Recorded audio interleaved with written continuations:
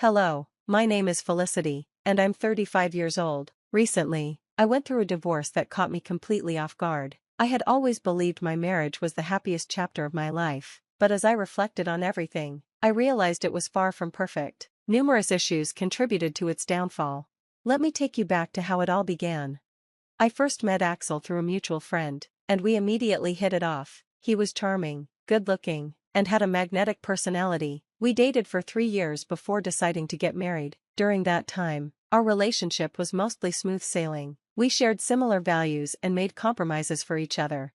However, one major challenge came from Axel's parents, Millie and Iago, who were difficult from the start. Our first meeting was uncomfortable. When I arrived at their house for dinner, I noticed only 3 plates on the table, for them and Axel. I felt confused and embarrassed but tried to brush it off. Throughout the evening, they made little effort to be welcoming, and Axel remained silent. In hindsight, this should have been a warning sign. Despite their ongoing rude behavior, Axel never defended me. After that uncomfortable dinner, I waited for him to acknowledge what had happened, but he never did. Eventually, I confronted him. "I need to talk about last night," I said. Axel sighed. "I'm going to sleep," he muttered, acting as if I was overreacting.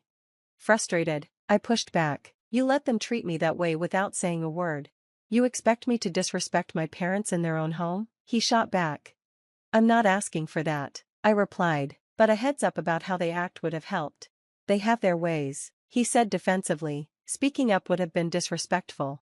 "Are you really justifying this?" I asked, hurt. "Don't you care how they made me feel?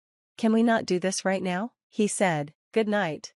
And with that, he walked away, leaving me stunned. I hoped he was just embarrassed, but deep down, I felt empty.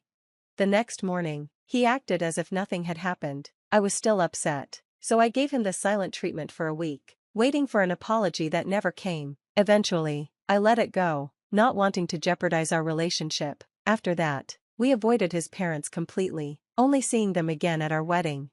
I made a point to steer clear of them, interacting only when necessary. At the reception, they asked about our honeymoon plans. When we mentioned Hawaii, they suggested an overseas trip instead, one they would fund under the condition that they came with us. Though Paris sounded exciting, it wasn't what I had envisioned. Wanting some space, I excused myself, feeling uneasy. Wasn't a honeymoon supposed to be just for the couple? Hawaii may not have been as extravagant as Paris, but it was a dream destination for me. What hurt the most was that Axel had already accepted their offer without even discussing it with me. I tried to shake it off and enjoy the evening, but the mood was ruined. The next morning, I brought it up. "I want to talk about the honeymoon," I said. "It's not about where we go, but the fact that you didn't involve me in the decision." Axel shrugged. "My parents made a great offer. Paris is amazing."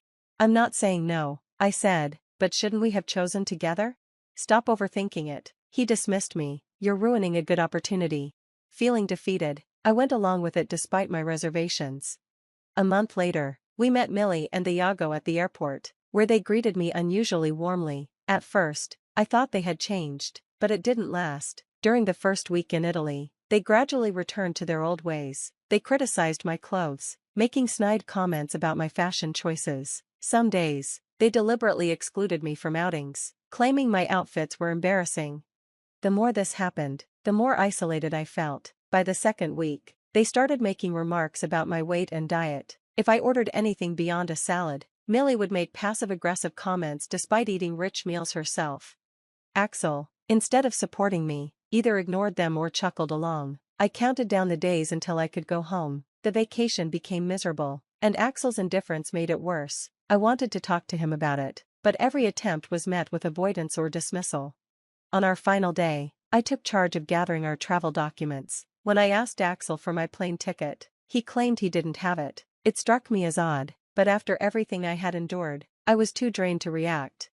I went to Millie and Iago's room to ask about it. "Axel, Iago, and I leave in 3 hours," Millie said casually.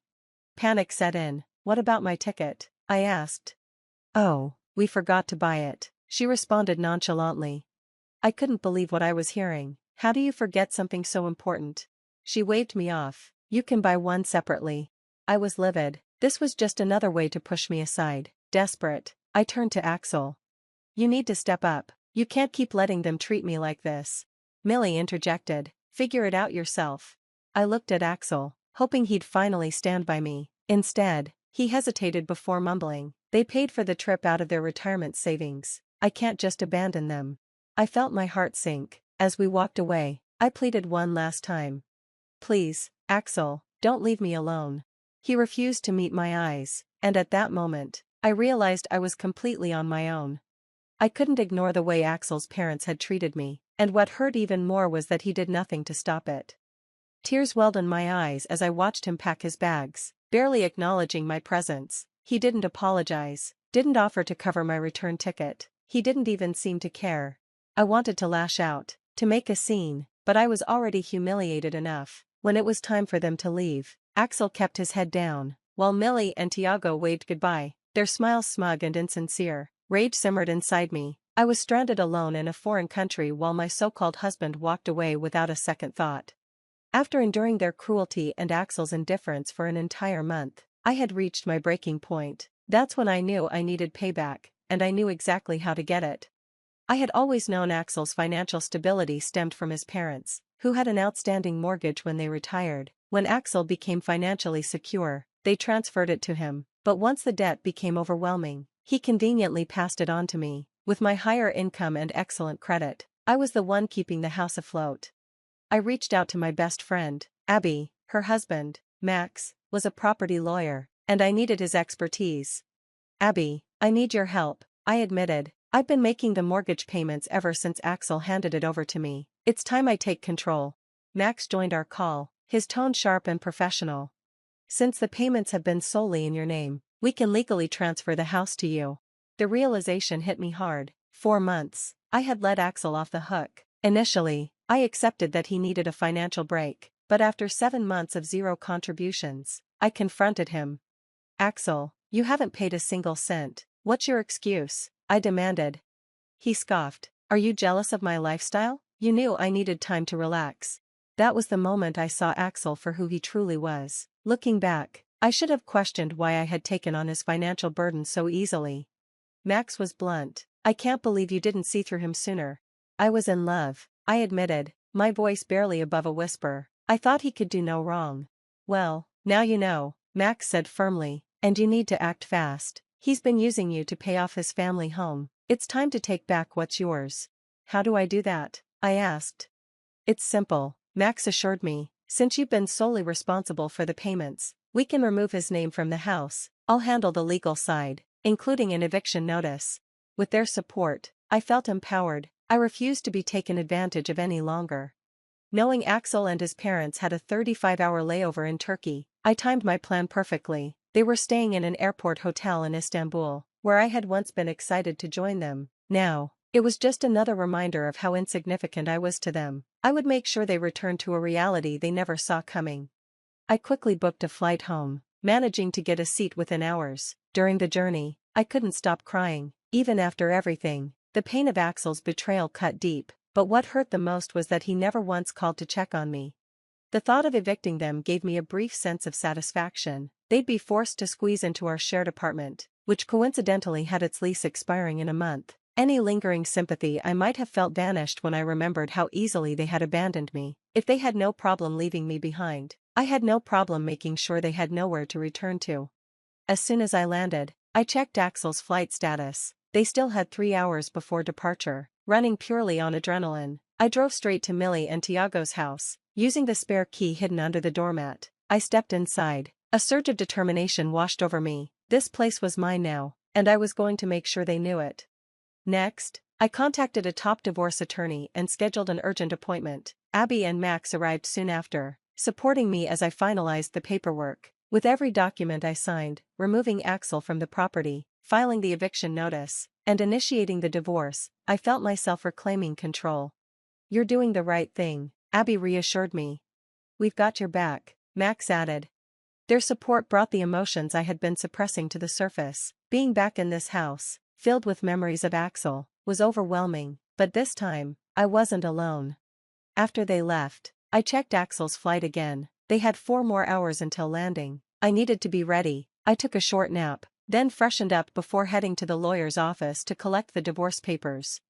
An hour before their arrival, I returned home. my heart pounding with anticipation. When they finally walked through the door, Axel's face twisted in confusion. "What are you doing here?" he asked, his voice weary. I stood firm. "This is my house now. I've been paying the mortgage for the past year. You all need to leave." Millie gasped. "What?" Axel stammered. "That's not possible. I was handling everything." I cut him off. "No, Axel, you weren't. You put my name on it, stopped contributing, and expected me to keep paying while you lived comfortably. Well, that ends now." His parents looked to him for an explanation, but he was speechless. "You can't do this," Tiago snapped. "Oh, but I can," I replied coolly, "and if you don't leave, I'll call the police." Just before Axel could plead, I handed him the divorce papers. "You'll be hearing from my lawyer," I stated firmly. "You don't have to do this," Axel muttered. "I made mistakes, but we can fix this."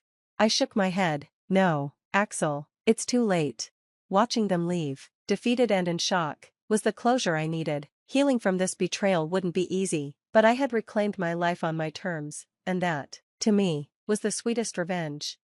Over the next few months, Axel tried to fight the divorce, but he quickly backed down when he realized the legal fees would drain his dwindling funds.